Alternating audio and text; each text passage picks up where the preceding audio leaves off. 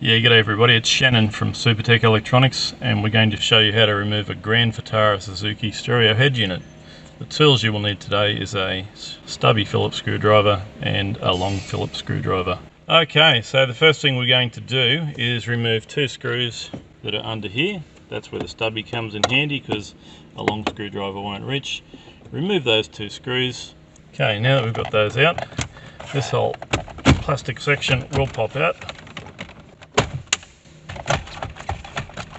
Like so, and you'll need to pull this out a fair way and just far enough to access the stereo.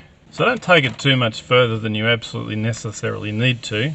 Okay, so now that we've got that angled out just enough, don't take it any further because it is held by a cable. It will expose 1, 2, 3, 4 screws. You'll need to remove those so that the radio will come out of the dashboard. Okay, now that we've got the screws out, this whole radio will come out, and there are two electrical connections on the back, one aerial cable, one plug. The plug will be removed by pressing that center lug there and pulling it towards the front of the car, and the aerial cable will pull out. And once you've got that radio out, you can send it off to Supertech Electronics for repair.